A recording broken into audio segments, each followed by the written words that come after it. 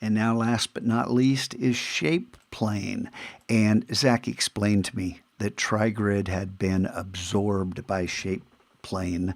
And when I pull up the settings here, if you pick the equilateral triangle, that's TriGrid. So there we go. Play with color modes because these give you very different. Notice the preview down here, depending upon how many colors you've selected. Very different varieties of colors. So we'll just go with adjacent this time. And, you know, how many colors do you want? You can up or down the count.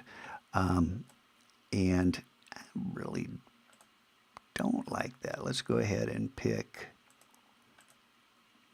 There we go. And that amount of colors is fine.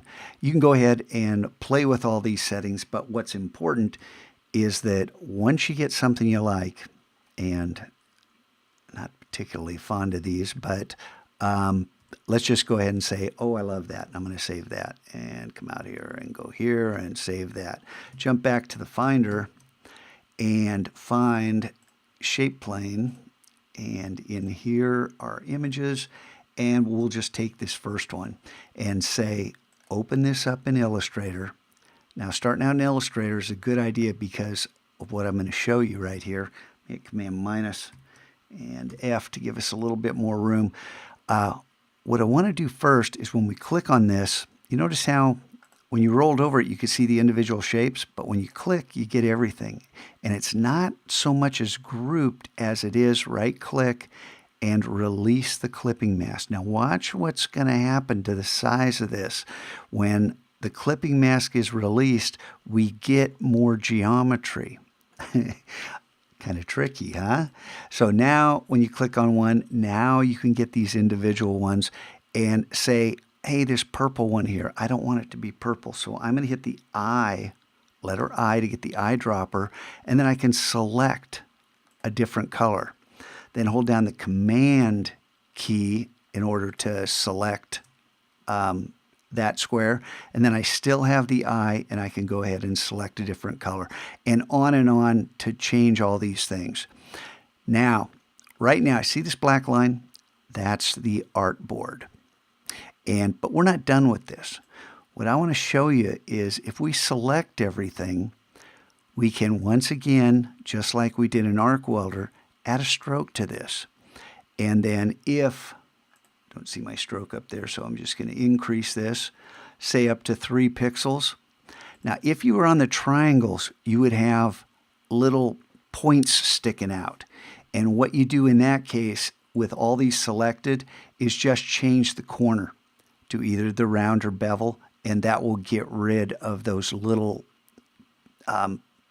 points that stick out on the edges of the triangle.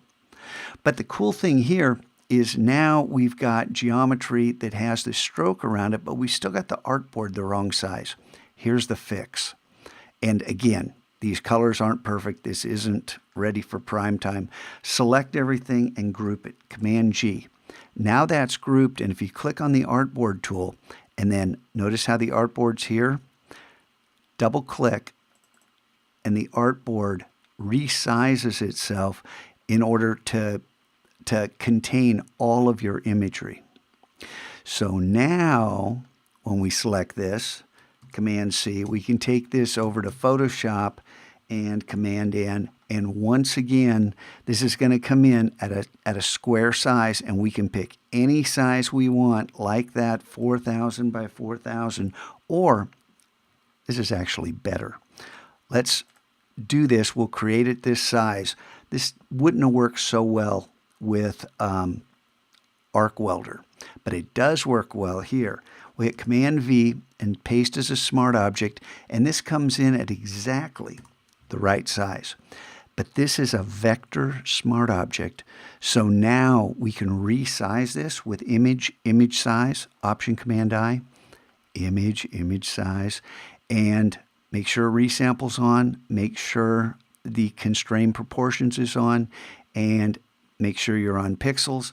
And now we can go up to 4,000 by 4,000 pixels, say OK. Our image resizes magically, and it resizes perfectly. See, everything is perfect. Command 0 to fit on the screen, hit F to get rid of those other tabs. And now we can begin working in Photoshop and doing all kinds of our magic that I showed you back in the Shapescape videos. So play around with this. There's lots of cool geometry. Some of the choices I'm not so sure I can find a way for that octagon to work, or hexagon, whatever that was. You guys figure it out back in Shapescape, and just take a peek. The hexagon. Yeah, I had trouble making this work, but maybe you can come up with something.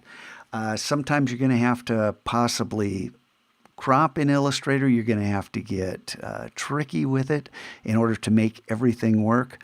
But there are some interesting possibilities here.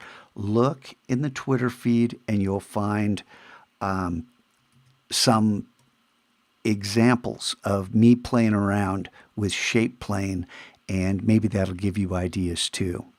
Don't forget to edit your colors so that you get not big collections of the same color. Sometimes 2 in a row are okay. It's not the worst thing in the world. Sometimes you want to mix them up. This is up to you.